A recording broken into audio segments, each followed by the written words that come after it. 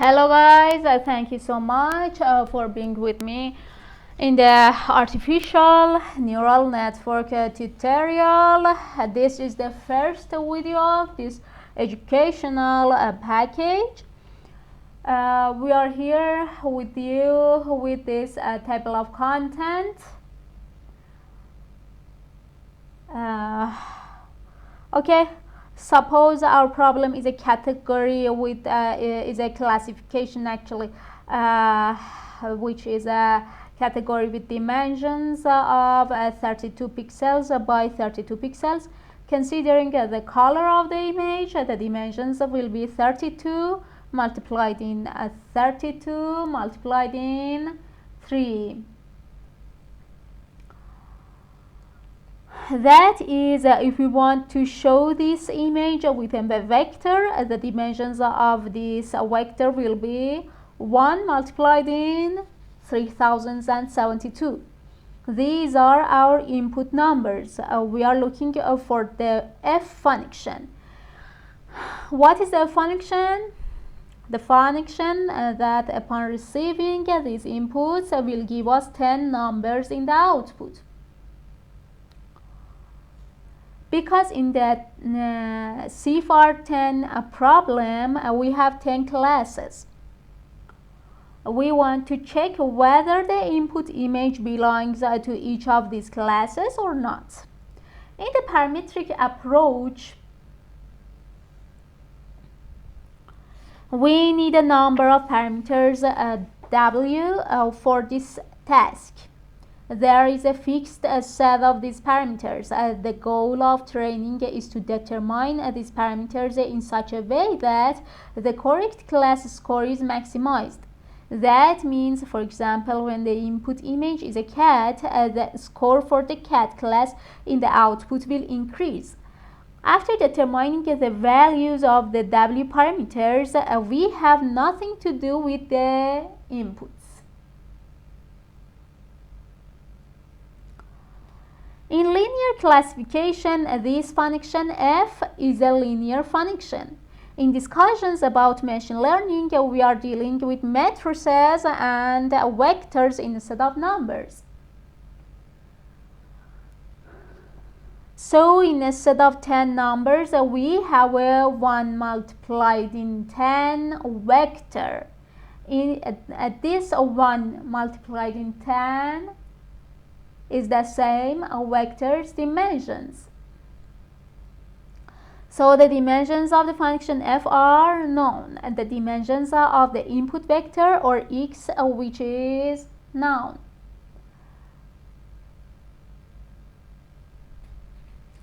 It is 1 multiplied in 3072. Therefore, we conclude that the dimensions of the matrix W must be 3072 multiplied in 10. The only thing we need to adjust here is the value of W.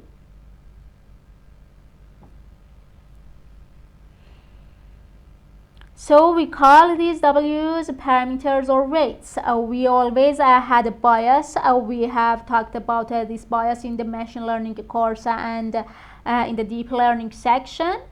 But to explain further, consider a two-dimensional coordinate space. The lines whose width is 0 from the center of the coordinates all pass through this center. So in the next n space, if we do not consider bias, we have considered only the functions that pass through the center, and we have ignored the rest of the possible functions. For simplicity, we have considered the 4 features and 3 classes. For now, let's assume that we have received the W's from a source, and never mind where they came from. The dimensions of the bias vector or B are equal to the dimensions of the function f and also the dimensions of the vector of the product of W and x, so that the operation is the addition of the path. Pay attention to this example. X is the input vector and W and B are the parameters.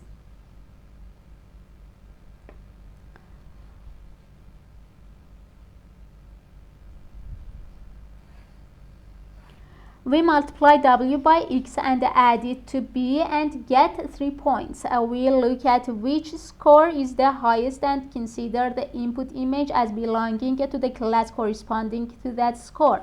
We were lucky here and had the right classification. This is not always the case and sometimes we make mistakes in the beginning. Algorithms also make mistakes in some cases, but our goal is to write algorithms that work as well as humans and even better than humans. X is given to us and we have to specify W and B. We can attach B as a column to W. If we attach to the end, we just need to attach a number, for example, a digit 1. Just one digit 1 to the end of all the input vectors, and if we attach B to the beginning of the W matrix, we need to attach one digit 1 to the beginning of the input vectors.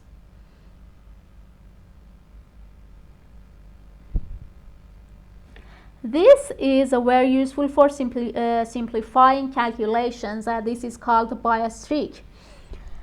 We always use this trick, and now the question is how to value this W. The value of W is the same as the discussion of training neural networks and backpropagation algorithm. You must be familiar with these basic topics, but we will also explain. You know that in the Siffarton collection we have 60,000 data, of which we allocate 50,000 to training and 10,000 to testing.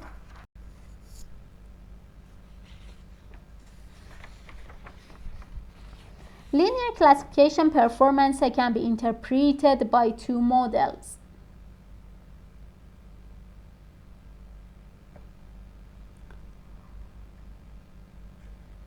One is a linear interpretation.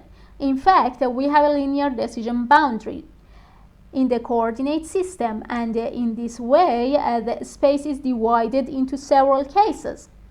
Each data belongs to one of these classes. Another interpretation is the template interpretation. Template pattern interpretation.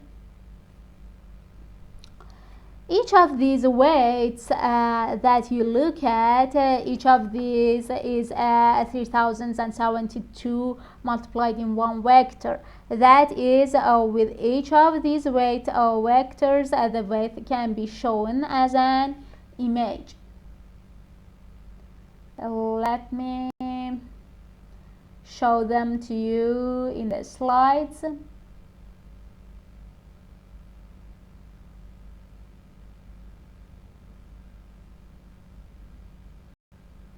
They are not here. They should be before these topics actually. So maybe they are before the linear. These are the Kahneman, hyperparameters and cross-validation. Okay. These are the weights. So these are the vectors of weights.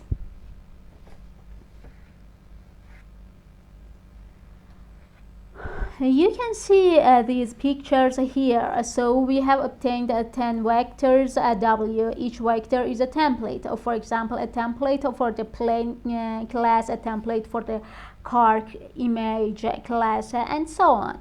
You can see the general shape of an airplane in the image related to the weight vector of the airplane class. Also, in the case of the vehicle class weight vector, the overall image of the vehicle can be seen. Look at each of these pictures. This is true for all of them. Obtaining these patterns also depends on the training set. In this way, if a new image is entered, to classify this new image, the only thing we have to do according to this formula is to multiply the W's matrix by the matrix corresponding to this new image. Finally, we do 10 internal multiplications. Once W0 in X, once W1 in X, and so on. We do dot multiplication. We know that the dot multiplication of two vectors is a measure to we do this task to measure the similarity of two vectors. You know that the formula of the dot product of two vectors is equal to the multiplication of their sizes together, and finally the multiplication of the cosine of the angle between these two vectors. If the angle between these two vectors is 0, the two vectors are exactly in the same direction and have the most similarity. We know that cosine is maximum at 0 degree. That is, the greater the similarity of two vectors, the greater their dot product.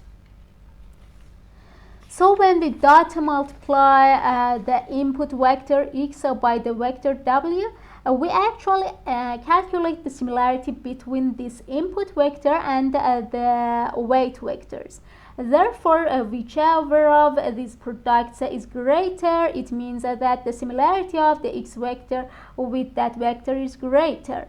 If you know the Cannon algorithm, you know that this algorithm is based on these similarities. That is, we classify similar data in one category. Here, the linear classification with this interpretation is very similar to nearest neighbor algorithm, but with the difference that in nearest neighbor we have to compare x with each data of the training set, but in linear classification we compare this x vector only with these 10 weight vectors. So the parametric method of linear classification is much faster. So in linear parametric method we will actually have as many templates as there are classes. We compare the input images with them and choose the most similar one. For example, in the images of the sheep, the image is mostly blue around and the image is white in the center. So the algorithm learns that images with this pattern should probably be classified in this class. Or in the case of the frog class, the algorithm learns that if the density of green pixels is high, the input image probably belongs to this class. In the meantime, look at the horse class, where two horse heads can be seen in the weight vector image. To have the ability to categorize the input image with an angle of the horse in the image. Because we have considered the three classes here, so we have three equations here.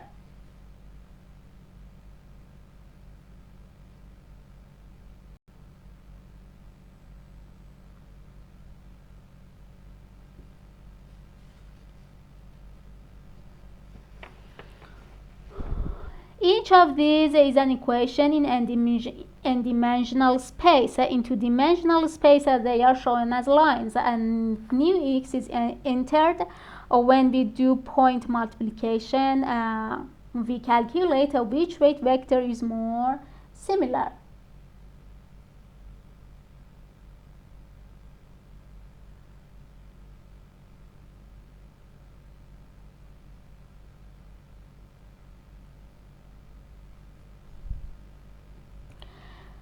If the input image falls to the drawn arrows, it will be classified in the class corresponding to them. The concept of a vector is that only its position and direction are important. Vector size does not matter, so these vectors have no size limits.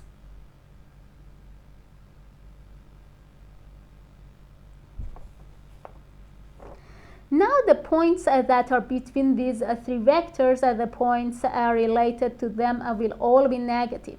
We also maximize these negative points. Among these negatives, one is less negative. We consider that class as the class corresponding to that image. We said that 10 numbers are finally obtained as a result of this process if we have 10 classes. You can see that the algorithm made a mistake in recognizing the class of the first image. Yes, first image.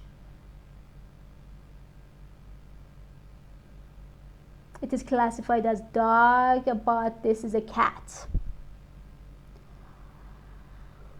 The first image is a cat. In the second image, it performed well, and in the third image, there was an error.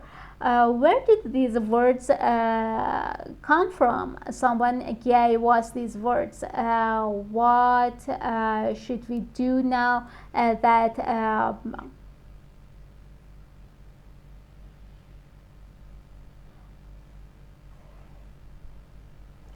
what should we do now that these classifications are done correctly?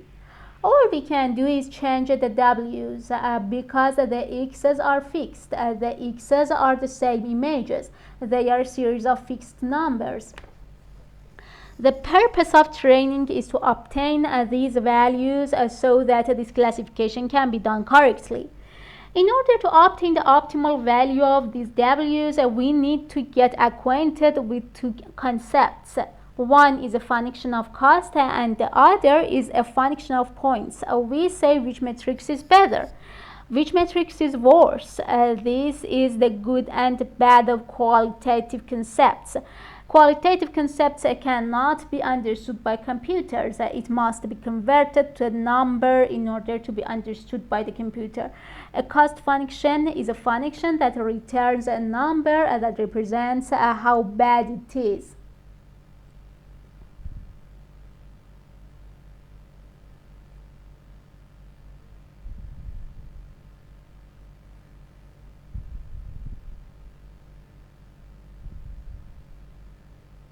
Well, the opposite of being bad can be good. The cost function represents the cost.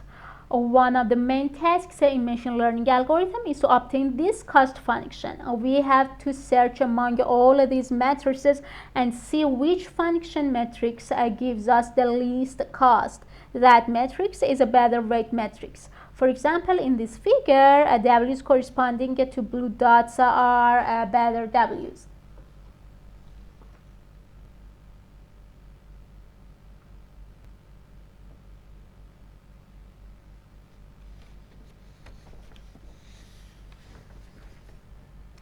So we can find the optimal W's by defining the cost function and minimizing it with respect to the W's. This cost function has many local optimum. Our next discussion is to introduce different cost functions and their optimization methods. Definitely one of the most important methods of optimization of cost functions is the famous gradient descent algorithm that I have mentioned in the courses of deep learning and machine learning. As I said before, there are other methods for this optimization, such as Dama-grad, but I will talk about them in the next video. Have a nice day.